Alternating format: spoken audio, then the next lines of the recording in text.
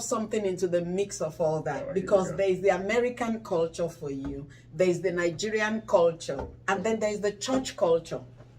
Which do you think is most difficult to navigate? Honestly, I would probably say church culture. Wait, why? Well, I think it's different from me because, again, pastor's kid. So that's a whole nother, because I think the thing with being a pastor's kid is the fact that everything you do is magnified. Okay. Nothing you do is just for you. Mm-hmm. Nothing you do is just for your family. Mm-hmm. And then being the firstborn kid, everything, and you almost feel a little bit under a microscope.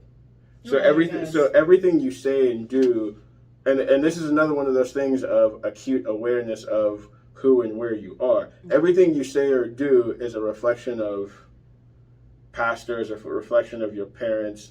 Mm-hmm. So a lot of times, I think understanding the gravity of who and where I was, when I truly understood that, probably about middle school, high school, I really just kind of stopped talking much or doing much. It was just... Did we put that pressure on you, though, or it was just more on the church or the position? Do you think we put that pressure on you? No, I don't think... I think in some ways, yes, but in most ways, no. Because I think in some ways, like I said, everything I did was in front of church. Mm-hmm. So I really never felt like report cards were, everyone knew about awards at school, so in some ways that was a thing. In other ways, I think it was also just seeing things that happened in church and talking and realizing this is how people react. And so knowing that, okay, I think I made the choice of give them as little to react to as possible. But the church was also a support system for you. Oh no, I'm not saying it wasn't. No. I'm not saying it wasn't. But I think even within support systems, even within friendships, it's one of those things where you understand boundaries, you understand what you can and cannot do. So no, none of this is bashing anything. No. I don't mean bad. Yeah. That's why I said, what do you find challenging? Because I think that every relationship is. Yeah. I mean, I can look at all the jobs I've had and think of why this was more challenging in this area than that one. That kind of thing. I think church is more challenging because that one was where I also realized there was a leadership aspect to it. Okay. Right? In school, it was school. Like, I wasn't really, unless there was some club or something. Don't say you punched that boy when you were in, what grade was this? Yeah, because this was 8th grade. I remember. I remember. He needed it. And to be quite honest, if I could go back, I might have gotten a few more in. I'm not going to lie. Because here's the thing. Here's the full story. The full story is the kid had been bullying me for weeks, and I quietly and to my backstory and everyone always asks, why didn't you tell them? My backstory with teachers and stuff was they didn't do anything, so I didn't feel like I could. But why didn't you tell us at home? I couldn't answer that.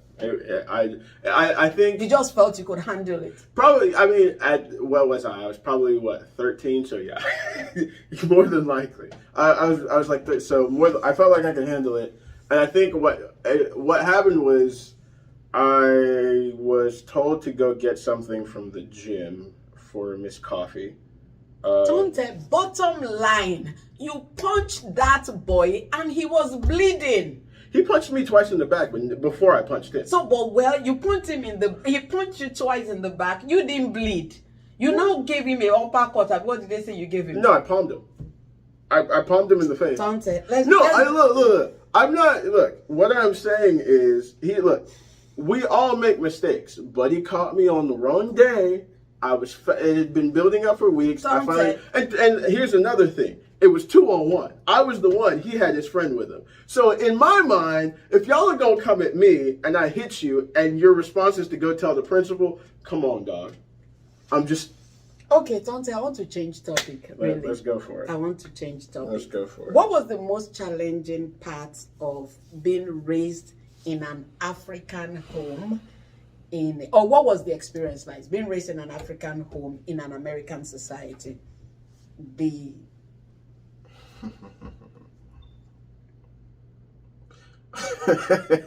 Knowing what to ask for and what you couldn't ask for.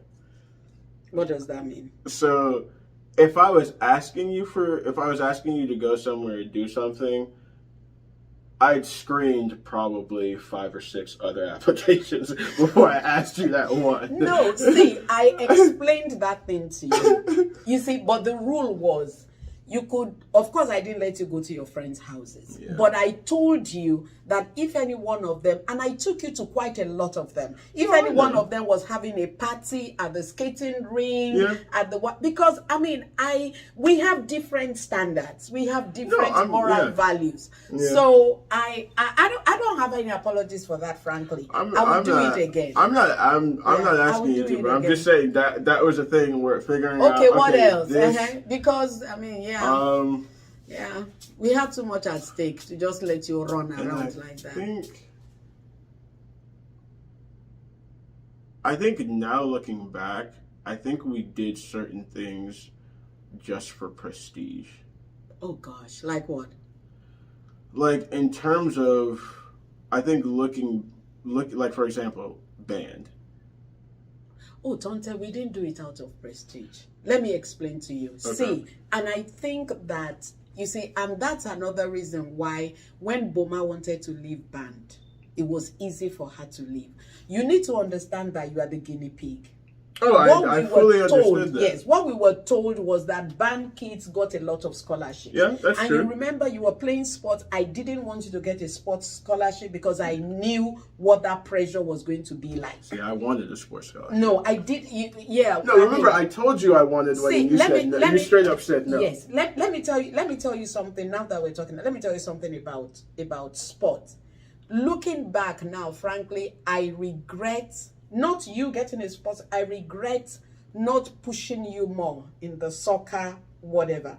You understand? Maybe we could have encouraged you to go to a school, you know. But so the reason, but you didn't want to go to Duke. That was another thing. Because no, I did want to go to Duke. Tonte, you did not. You said they were too stuck off. When you went to Duke and you went to UNC, you didn't. No, I did. Because my dream school was Duke. Duke was my you didn't want to go to Duke. No, trust Duke was my dream school. I didn't want to go to UNC because of the rivalry. Remember I toured Duke and UNC. I remember Duke. Tonte, we'll have this conversation off camera. Okay, you didn't want to go to Duke. No, I did. For both undergrad and law school, Duke was where I wanted to go. Duke, I always wanted to go. No, trust me. Okay, wait. You wanted to go to college to study medicine. Yeah. Okay. Yeah, you take a couple organic chemistry. Where's the stethoscope? You take a couple organic chemistry classes. Things will change real quick. But I think in hindsight, I think that was a product of environment, and the reason I say that is because 70% of our church is public health, doctors, so I think that was more. And on top of that, I do remember we went to what's that restaurant in Hoover that we always went to? I think was it Ruby Tuesday? Oh no, or Landry's. Landry's. Yes. But that I remember. Closed down though. Oh wow! See, that's what happens when you go to law school. you don't realize these things. But I remember you guys saying you didn't want me to be a lawyer. I remember you specifically were the one who's yeah. And this is another thing, parents. We will remember things you say. You will not. We will remember things you say, and they may not necessarily be what you meant. So you have to be supremely careful. For me, honestly, it's just in the last couple of maybe months, all through that law school thing, I never saw you as a lawyer. Never. So hang on, can we pause there? Yeah. So kids, moral of the story, sometimes you have to do things against your parents' will. Sometimes. This is one of those times. Because one of the things I do wish I had done, I had pushed for soccer. I regret it. Because I regret it. I definitely do. That's one of the reasons why I talk about. That's one of the reasons why I talk about wishing I hadn't done band as well. Because I think the band money, that was a season in my mind. That's a season of soccer right there. And think about it, with the time commitment I gave to band. No, we made a mistake with soccer. So, I'm not even going to try and sugarcoat anything or wish whatever. It'd be like that sometimes. No, we definitely did. But I mean, but again, it's one of those things where I wish. I think if, for example, there's a thing called House of Athlete where you literally go there and they train you. I think if I was able to do something like that, yes. Where I just went somewhere and lived my life was just soccer, yeah, probably. I don't know if I would be MLS. I highly doubt I would be like La Liga or a Premier League or anything like that. But I think I could get to a point where, yes, I would be a pretty big contributor on a professional team somewhere. Mm-hmm. But that's one of those things that I think looking back. We life mistakes. Yeah, we did.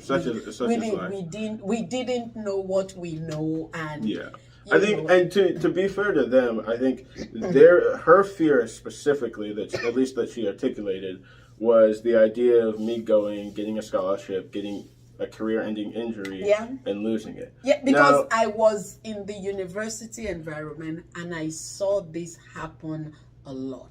I think, but see, the thing is now with hindsight, what I would say is that the kids who have those career-ending injuries and are kicked away from the team are usually bad apples. Well, because remember, I was a practice player and manager with the women's team at Alabama, and I saw people who had those career-ending injuries, but it was okay. Let's find a way to. Okay. Let's find a way to help. Yeah, and because you were someone that the coaches loved, the team loved. So I think the people who have career-ending injuries and are essentially excommunicated from the team are usually, they weren't the best from a team morale standpoint. So I think that's that. But again, all of this in hindsight. And I think the other thing is that as African parents, I think that you've been conditioned to think it's one or the other. No, I didn't. I kept telling you that it's better to have something to fall back on. And I kept telling you about Shaq, that after all that career, he went to school and all that. So for me, and I think to an extent you're probably right, but let's drop it. I think mistakes were made. Yeah, mistakes were made. What I would just want to tell people is that I know multiple people. I know two people right now who are professionals. I know two people who are professionals who went to Alabama and played at Alabama. They're professionals in the National Women's Soccer League. One is a aerospace engineer, so literally a rocket scientist, and the other, she graduated with an engineering degree, and while she's playing right now, she's doing her master's. Okay. So the message is, schools have realized that parents don't just want kids who do just sports. Yeah. So there are avenues. There are avenues for your kid to, even if, let's say, they leave early to be a professional. Tonte, I didn't ask you to come and preach here. I didn't. Sorry. We told you dating was not allowed. Yes. And then you brought Lauren. Yeah. What's that? What happened? That's called a cultural decision that sometimes you have to make for yourself. What does that mean? Because the thing is, I think that I think our culture doesn't talk about how to go about this. Go about what? Dating, how to go about marriage. There's really no talk. And I feel like you kind of leave kids to fend for themselves in that way. And then, so when you're talking about, when dating happens, the only path they really know is the one they're given and the one they've seen play out That's time and interesting. time and time again. Yeah, and to So be honest, rather than say no dating, we should give guidelines for dating. Is that what you're saying? yes, number one, and number two, I think that saying no dating a lot of the time is a cultural thing, and I feel like it's one couched as a biblical thing, and two, I think it's detrimental to your relationship with your child because because then that is an avenue of their life they can't talk to you about. Okay, wait. Things didn't go according to plan for me. I think for me, I graduated law school in May of 2020. Hashtag pandemic graduation. And this is August. This is July 2021. Yeah, so you took the bar in February. Let's rewind. I took the bar in July. I failed it. And I think with my plan in law school was essentially study for the bar, take it. It was never move back in with your parents at all. It was have a job when you're leaving and be saying, "Yo, I'm peacing out." Life never happens. Yeah, exactly. That's exactly a lesson that you needed to learn. Yeah. Oops. Ended up moving back in with my parents. Ended up failing the bar the first time I took it. What has moving in with your parents got to do with failing the bar? No, because I didn't have a job. So this is what I'm showing. This was my plan. Yeah. Here's how everything went. Mm-hmm. Here's how everything went haywire. Mm-hmm. So, failed the bar. And I'll be honest with you, it probably took me about a month and a half before I could actually start studying for the bar again.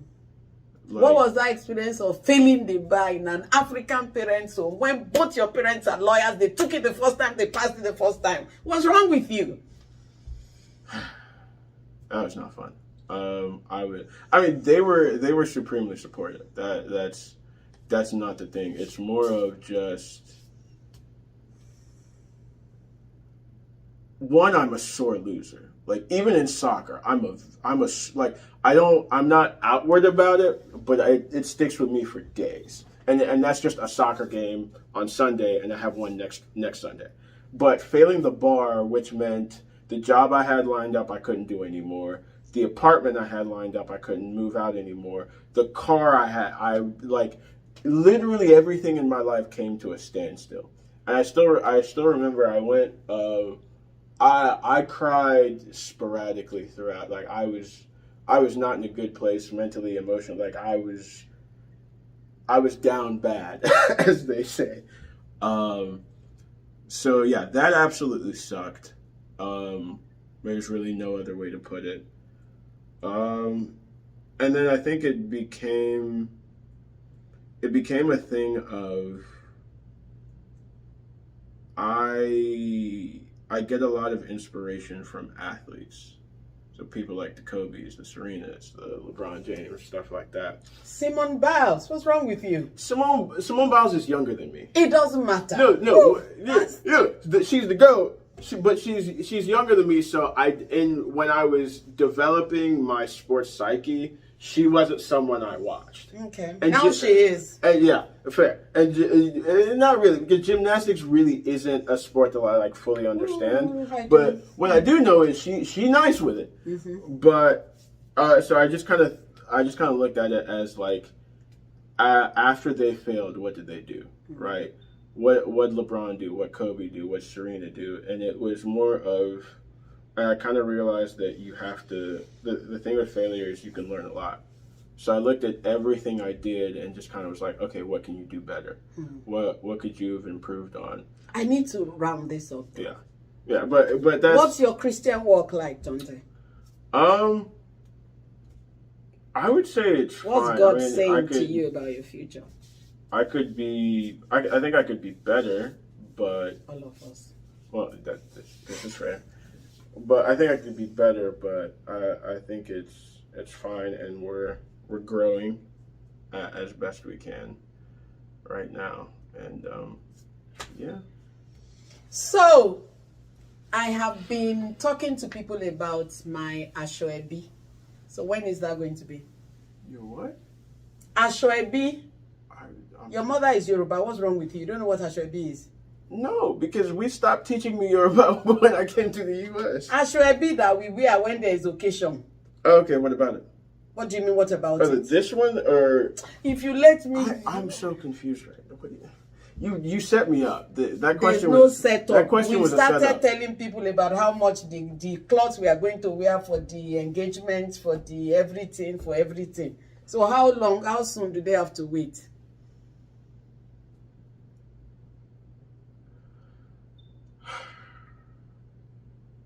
Y'all help me. Help me. I don't have a timetable for you, so we'll leave it at that. Sorry about it. I am he who lives to fight another day. So I would have you back on another edition. Thank you for spending this time. Hopefully, we'll come and do another one in New Jersey.